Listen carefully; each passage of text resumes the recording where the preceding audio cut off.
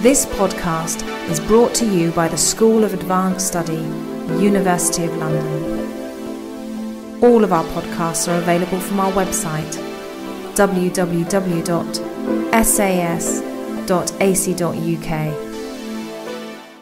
Well, good morning everybody, and welcome to this event, 50 years of Jamaican independence, developments and impacts.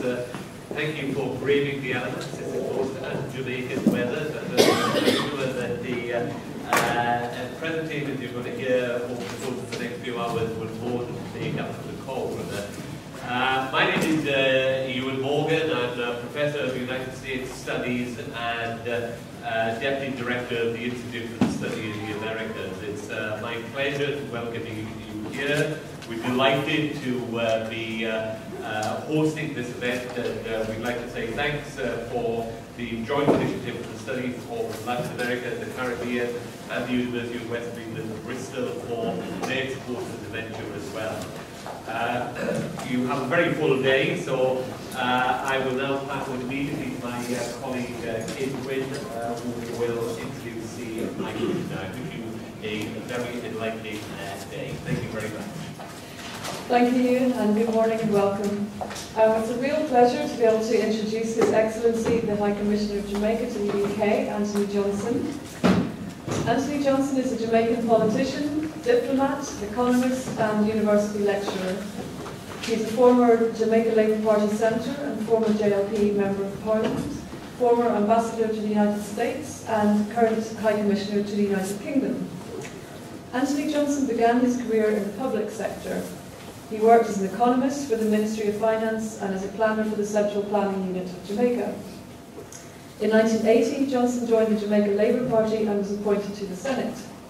He left the Senate in 1983 to become a Member of Parliament representing North East St Catherine Parish, a post that he held for 10 years. During his time in Parliament, Johnson's portfolio included, though of course not all at the same time, industry, commerce, mining, energy, technology, education and agriculture.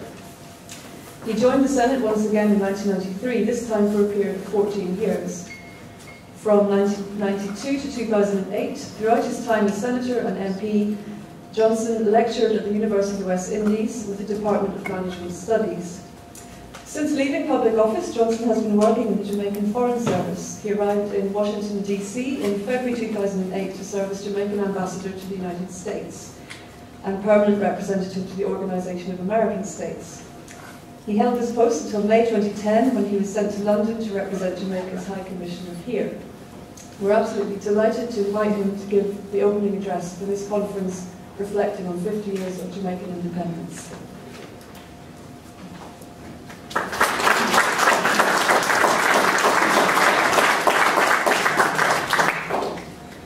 Thank you very much, Madam, and ladies and gentlemen, Excellencies, members of the Caribbean Caucus, members of the faculty, students, thank you so very much for coming to help us celebrate our 50th anniversary, golden anniversary.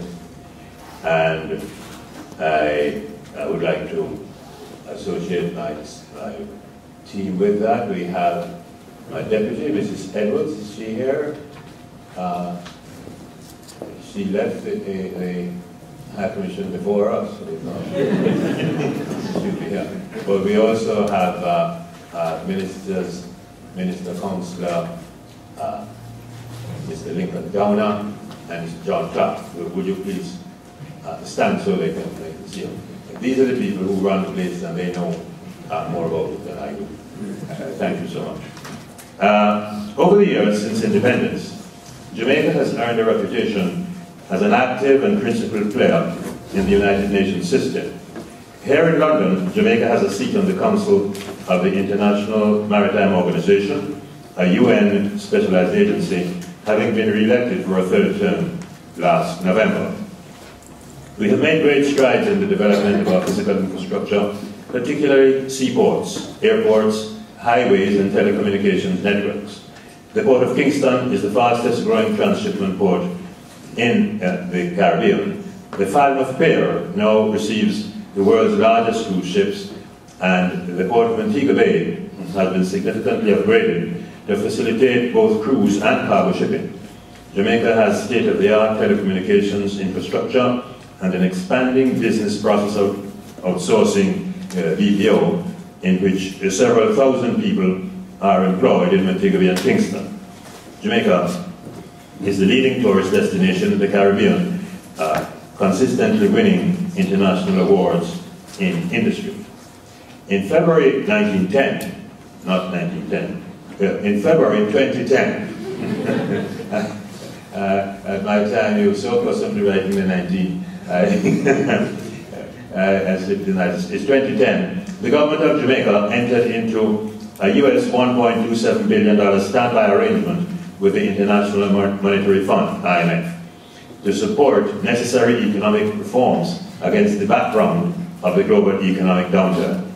This arrangement, which entailed, among other things, the divestment of loss-making public entities and the implementation of a debt exchange program, has played a critical role in the containment of our debt burden, as well as the facilitation of funding from other international financial institutions.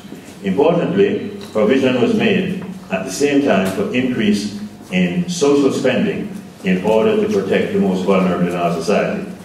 Jamaica's unemployment rate has until very recently remained in the single digits, and we also have a stable inflation rate which is reflective of general macroeconomic stability. Jamaica has successfully met the quarterly targets required by the agreement for the last 8 quarters. And that, as you know, is not easy, because some very large and very powerful countries over that same period have had issues. An anniversary is a time for celebration, but it's also a time, also has a critical role in stock-taking, a time for to confess errors, to recall victories, and to seek a critical path for the future. In the 1950s, there was little talk of independence in the Caribbean. The decision of the British colonies focused on federation and the balance of power between the national territories and the federal capital located in Port of Spain, Trinidad, Tobago. In 1958, there had been a federal election, and the installation of our first Prime Minister, Sir Grantley Adams, former Premier of Barbados. Her Majesty was represented by a Governor General, Englishman Lord Hales. In Jamaica, Opposition Member of Parliament Clem Tavares called for a referendum to determine the views of the populace in such a significant development. And that's the first referendum held in the Western Hemisphere. The result, to the surprise of most commentators, was a resounding negative against the Federation, but this affected Jamaica only, so we thought. No one suggested that Jamaica, 1,000 miles from the central capital, was essential to the Federation. However, the greatest surprise was yet to come. It was the mathematics of the Trinidad Premier and scholastic giant, Dr. Eric Williams, who declared that 1 from 10 leaves 0. Thus began the Caribbean community of 14 independent states, because everybody accepted his mathematics, that it didn't mean there would be 9 territories in the Federation and 1 Jamaica out. The idea was that since Jamaica left, there was no longer a federation. Today we have a regional capital in Georgetown, Guyana, and 14 economies, 3 of which are listed as high-income states: the Bahamas, Barbados, and St. Kitts. I suppose St. Kitts and Nevis. In Jamaica, independent since 1962, we have not only a country, but a brand, a style, best described not in English, but our own creation, irony. We are one of the best known countries born since World War II. We are loved by many, perhaps envied by a few, but we are proud of ourselves, and we are never ignored. In the 50 years of independence, we have held 11 general elections and have had 5 peaceful changes of government, which means that the other 6, the government was returned to power. While our elections are sometimes a little on the exciting side, we have tackled the problem. And in the election of December 2011, that's 3 months ago, there was no violence or homicide and a peaceful change of administration. Many people marvel that a country of only 11,000 square kilometers and 2.7 million people can cast such a powerful shadow. Many non-Jamaicans confess that they claim Jamaican nationality if they feel afraid. They say that no one in his right mind will take chances with a Jamaican. One of our number, General Colin Powell, was Secretary of State of the most important and powerful country in the world, who declined nomination for the presidency of the USA. Perhaps more significantly, in 2000 and 2001, Jamaica was chairman of the Security Council of the United Nations, the most powerful executive agency governing 192 of the world's countries. Jamaica was the first country to call for an economic boycott of apartheid South Africa by Premier Norman Manley in 1958, the tool which played a critical role in ending the hated apartheid regime. In 1963, Jamaican Prime Minister Hugh Lawson Shearer called for the UN to have an International Year of Human Rights in 1968, which was the 50 years after the accession of the International Human Rights Convention. This sent a signal across the globe, which resulted in governments responding to claims of abused minorities. It continues today. We are the best known sporting country among developed countries in soccer, cricket, netball, and athletics. Our nationals are coaches and managers as well for many teams at every level worldwide. The World Bank. In 1967, Jamaica successfully proposed that the UNESCO remove its rule that education could not be regarded as an economic activity, and requested the World Bank to make its first major loan in education in the Western Hemisphere. Today, education has become the biggest portfolio of the bank. The Jamaican loan built 60 junior secondary schools and was followed by another, which has resulted in over 80% of Jamaicans between 12 and 18-year-old attending secondary school. The figure was below 10% at independence in 1962. In 1962, we had a single university receiving 550 students from the entire Commonwealth Caribbean. Today, 27% of the age group 18 to 25 years are enrolled in 8 universities plus dozens of overseas colleges which offer courses online in Jamaica.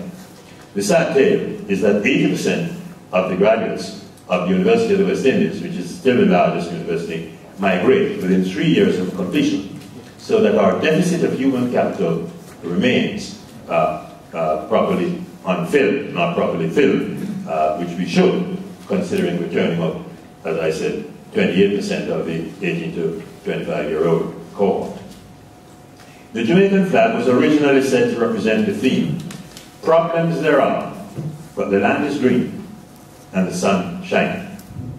In our economy, we have diversified out of sugar and bananas and import substitution manufacturing. The latter provided jobs for 18% of the workforce, thus import substitution manufacturing, in the 1960s. Neoliberalism and the EEC negotiations have left us with a serious deficit, since we can't any longer protect our local production. What created 120,000 jobs now provide jobs for less than 30,000.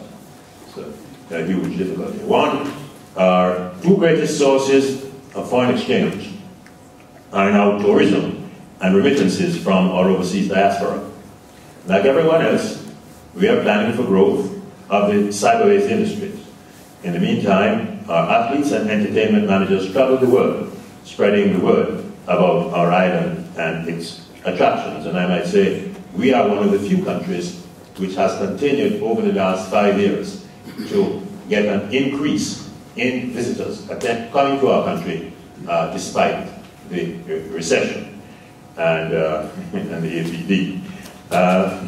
We are amazed that so many countries without an African-based population have cottoned on to Rastafari, the religion of Bob Marley, our best-known citizen, who died in 1981, aged 35 years. With an English father, a Jamaican mother, and bases of operations in Kingston and London, his international career has been repeated by hundreds of other musical innovators. Reggae festivals in Austria, Italy, Japan, and Holland are as common as in Britain. The social deficit. We have a serious problem of unplanned communities, and sometimes we used to call them slums. At independence, less than 20% of our homes had pipe water supply or were serviced by electric lighting. We have reached the deficit, we have reduced the deficit significantly, but still too many of our youngsters move into unplanned communities and other social problems abound. Our homicide rate is a disaster. The effects of these social disturbances spread across the Atlantic to our diaspora. Our police force, with help from the metropole, has been able to cut the homicide rate down in the last few years. In addition, there is a widespread agreement at all levels of the society that we have to find solutions to these challenges, which often see narco-trafficking as the easy answer. And let me say that the majority of the problem is related to trafficking of cocaine. We don't know, nor have ever grown any cocaine in Jamaica. As far as I know, the plant doesn't grow in Jamaica. And that is to say, if we try to do so, but I don't know that anybody has. But the problem that we're having is the trafficking of it, and our geographical location between Northeast and South America and the Northeast United States as well as Western Europe is the problem. That they have found that it is a very useful and effective route to get go-fast boats coming up from the Amazon or the Orinoco or wherever into our waters, changing over the boats there to changing from the go-fast boat to the simple Jamaican fisherman operation or whatever, and then getting it to come back with some of our tourist trade. So we are what is called collateral damage. We don't have anything to do with it. It's other people who are planning and have organized it, but we are cutting down, and we're grateful for the help we're getting from both the US and the UK. We look to the diaspora as a source not only of finance, but moral and intellectual strength. The diaspora is a potential market for Jamaican products and is now flexing its muscle in the world of business. The Caribbean diaspora is said to be the most vibrant force in Christianity in Britain. It provides 10% of British churchgoers, while accounting for only 2% of the populations. Jamaicans are probably half of the number to which I refer. So that, ladies and gentlemen, is giving you a quick bird's eye view of the Jamaican economy, politically and economically.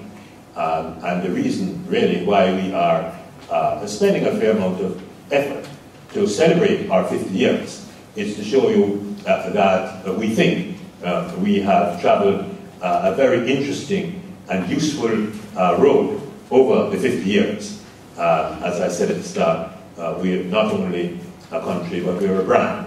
And we are very popular with large numbers of people who didn't know that Jamaica existed before. We hope that in the course of the year, and certainly today, we will get suggestions, and we will engage you in debate and conversation, looking at the various aspects of Jamaican life, culture, and economy, and that this can be a part of our planning for the next 50 years. Thank you.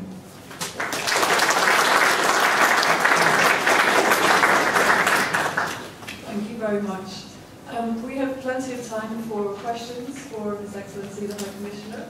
So the floor is open. Yes, please.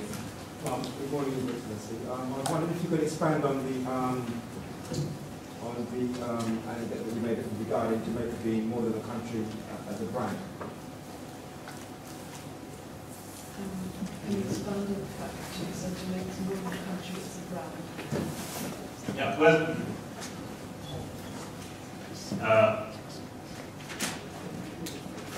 put it this way. One of the things that everyone tries to do, that is, every country tries to do, is to ensure that if you put your label with it on it, people will pay a premium for it. If you think of Switzerland, I think we all grew up hearing that a Swiss watch was the watch to have if you really wanted to keep time. There's a French wine, if you like, or Italian wine. Those are brands. If you go to someone's home, they really favor you. They say, I have some French wine. Means they have a lot of money as well. And or they'll say, I have an Italian wine. Those tend to be sweeter. But at the same time, these are brands. And so it is. I grew up before most of you, and whenever we got anything in the line of cutlery, it was Sheffield cutlery, which I thought was an old thing. I went to Sheffield the other day, and it turns out they still have a huge industry in making high-class cutlery. Unfortunately, I apparently have gone down in life so that my associates don't use Sheffield cutlery. Still there, apparently quite expensive. So I'm giving us the idea of what a brand is. It's not only the name, but the name connotes certain qualities. And Jamaica connotes certain qualities. We like to think that when people hear the word Jamaica, they think of relaxing, they think of sweet music, they think of fun, and getting rid of the world's problems. Relax and everything will be all right. That's the kind of thing that Bob Marley spread around. And people have bought it, so that wherever I go, if people want to become me, they say Ireland. And it brings about a feeling of friendship, relaxation, and hopefully desire to go to Jamaica as a guest. Yes, ma'am. Yes, I want to speak on the point of the brand. I was in Jamaica a couple of years ago for the Rastafari conference, and basically on the Rastafari. And basically what I want to know is that part of the brand, you talked about Bob Marley, that is bigger than that. You mentioned about Amsterdam, Sweden, etc. That's taken Rastafari and the name of Bob Marley, and it's making thousands and thousands, if not millions of pounds out of our badges, scarves, mainly the colour of red, green and gold. What I want to know is what is the Jamaican government doing for those elder Asian Rastafari who was tied up in the Coral Garden massacre during the 60s, coming out of Battle Wall. What are they doing for those who are living still in slum dwellings? To build up their houses, basically to feed them, because this is happening right now in Jamaica, and there's nothing being done about it. But overseas, they're making millions out of Rasta. Well, it's a very good point that a lot of the people who are making the money off the name Rasta or the idea Rasta are not themselves Rastas. And the Rastas themselves are they are not a group that is a single unified entity. In other words, the Rastas, let us say, the Rastafari in St. Thomas, don't necessarily have any relation to Rastas in Warwick Hills or in Trench Town or wherever, Manchester, wherever. They are wherever they choose to live. And therefore, it's difficult. So, for instance, the Rastafari in London, many of whom are fairly well-to-do, they're in business, some music, whatever. I don't know that they have any sort of link, you know, what you might call a business link or definitive link.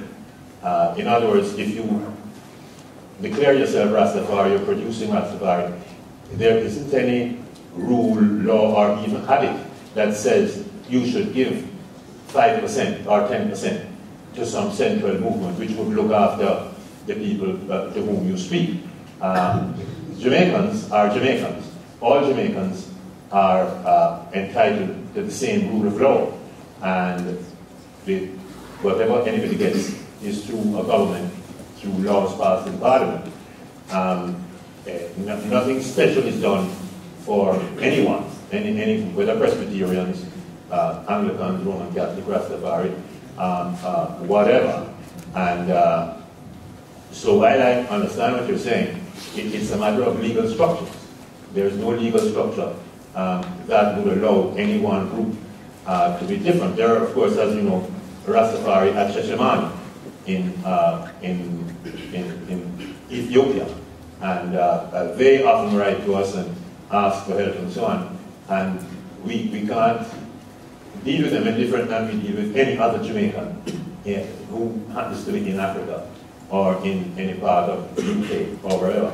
Yes? Can I just say to you, I don't want people here to know that we're just a single entity and we don't live together as one in Jamaica. That is not true. I go to Bingi sessions, so therefore, when we move and we go to Bingi and we go to our tabernacle, we link with people in Warwick, we link with people in St. Thomas, and we actually, I don't know if you know that, but I know that we link with all these people, and that basically there is link from England. What I'm talking about, if you can have Blue Mountain coffee and rum, Ray Lefty rum, as a brand name, we need to deal with our own. Oh, elders, then. Rastafari elders in Jamaica. It is a sad state of affairs that we have people here who are hungry and basically not sometimes going to bed without eating food, right? And there's the rest of the world who is making money out of the name of Rasta, red, green, and gold, and making millions of, and that money, or some way, not getting back to those people. Perhaps we can take a couple more questions. I've seen a couple of hands up here and back. So first, gentleman here. Commissioner, I know that this is an ongoing question, but mine is my question. I've got two questions which are slightly different, if you can hear me. The first question is, you mentioned in your report that 28% of the people in Jamaica, I suppose, go to university. What, in the next 50 years, what are the plans to increase that number and educate the masses, not just at the university level, right across the board? That's the first question. The second one is, apart from speed merchants, what else does Jamaica expect to export in the future? Okay, the first one is, I gave you the 18 to 25 year cohort. 97% of our children go to school between the ages of 6 and 12. That's the primary schools. So that in effect is 100%. The other 3% is a frictional movement of people. And 80% of the age cohort, 13 to 18, are in school. So we have a deficit of, I think, something like 300 or 400 places for the secondary, but it's 200 or 300. And as I said, 80%, 80%, 85% of the secondary grade are in school. And the point is that at time of independence, it was less than 10%. So what we've been busy doing is building up our capacity right across the board. Right now, we do have a deficit. The biggest deficit is this 300 to 400 rooms that we need for the secondary grade, which the majority we want to be 100% getting into secondary school. We're not, the tertiary people are expanding as quickly as one can expect. Second part? Wait, we just said that on. Apart from speed merchants, what else does Jamaica expect to export in the next 50 years? Well, 50 years is a long time. Our exports are a wide range. We are into call centers and other electronic technology products. We have a special free zone in Portmore outside Kingston and also in Montego Bay, where there are factories that do that. The future is with services rather than with merchandise goods. And we do have a large number of people who are trained in these areas and who are being trained. The big area, as I said, continues to be tourism and also the remittances that come from overseas. Those are our main earnings. Tourism continues to grow, thank God. And as I said, we are the leading tourist destination in the Caribbean.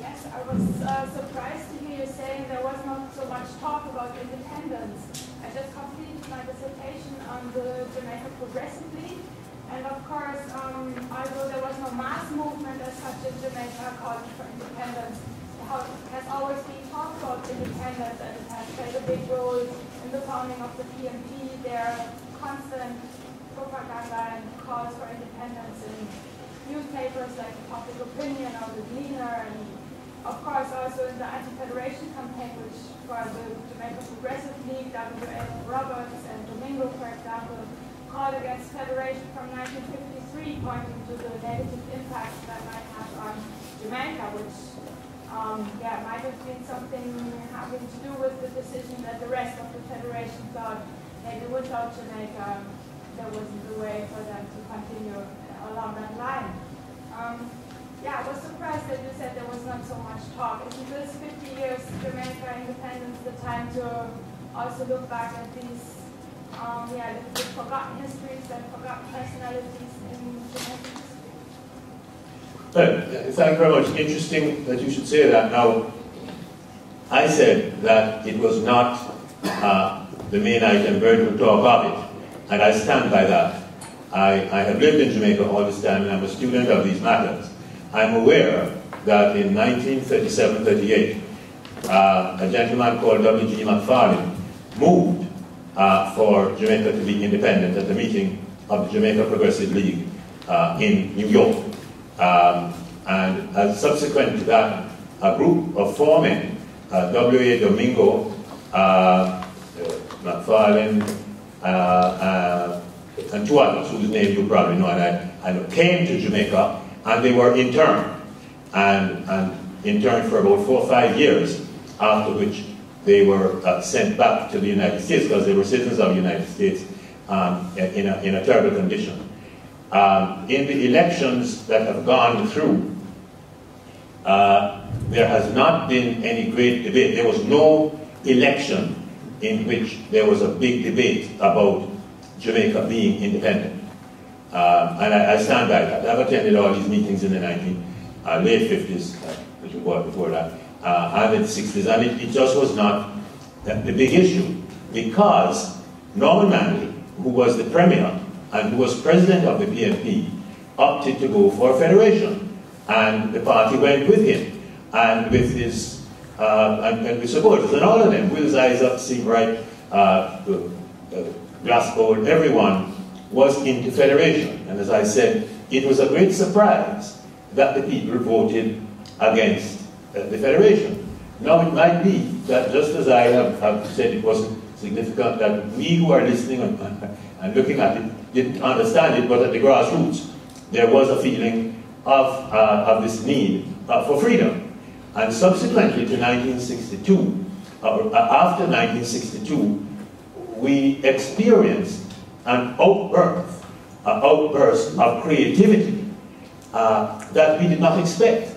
We've put on the market 4 new brands of music, which we didn't even have any music apart from folk songs prior to that. It was amazing how the people have responded to independence and how we feel as Jamaicans. Because prior to that, we were talking about the Union Jack, and you know, it just was not on the front page. But it's an amazing thing that has happened, this outburst of creativity, this new Jamaican, but it has happened. Final question at the back. Morning, Your Excellency. You mentioned Jamaica's biggest earner is remittances, and also that 80% of UE graduates migrate from Jamaica. Within 3 years. Right. Now, with these facts in mind, why is it that today Jamaicans living outside of Jamaica, many who have not abandoned Jamaica but are seeking opportunities and obviously still supporting Jamaica through remittances, why are we still not allowed to cast our vote? Thank you. It wouldn't be a properly organized meeting if we didn't get that one. It is first of all, let me say the diaspora is not in agreement. The diaspora, the formal diaspora, which has their meetings and so on, have not been able to get a majority calling for the right to vote to Jamaican citizens overseas. That is a fact. And debates that go on in Jamaica swing to and fro. My understanding is that the view is that if you feel that much about Jamaica, you ought to go and get yourself registered in Jamaica. The law is that anybody who is registered can vote. Now, how do you get to register? You get to register by having a home or a place in Jamaica which you call your residence. And at the time that they are doing enumerations, you are entitled to be registered. And a lot of Jamaicans, I mean not a small number, do know when they're registering in their area. And they go down and they get themselves an ID card and they're on the voters list. So if you want to vote in Jamaica, what you have to do is to go register as a voter in Jamaica, because nobody stops you from being there. An Englishman, a New Zealander, anybody in the Commonwealth who goes to Jamaica and is resident there for longer than 12 months is entitled to vote. Now, most Jamaicans who over here live for longer than 12 months in Jamaica. They don't migrate under 12 months. So they qualify. They're Jamaicans and they vote. Not much is made of it because we wouldn't want people to start saying that it is overseas people who are swinging it one way or the other and then call to change it because they don't live here. It's not an issue, but there are significant numbers who do vote in Jamaica. The other one, more critical issue is whether a Jamaican who is qualified to vote ought to be also qualified to be a member of the House of Representatives. And our law still says that you can't. You have to be registered in Jamaica. You can't be just a foreigner. You have to be a Jamaican citizen. Thank you very much. We're going to take a break for coffee and reconvene promptly at 11:15 for our first panel. But I want to thank our speaker very much and everyone who asked their questions for opening up what promises to be a very lively debate about the challenges and the achievements of Jamaican independence. So thank you very much.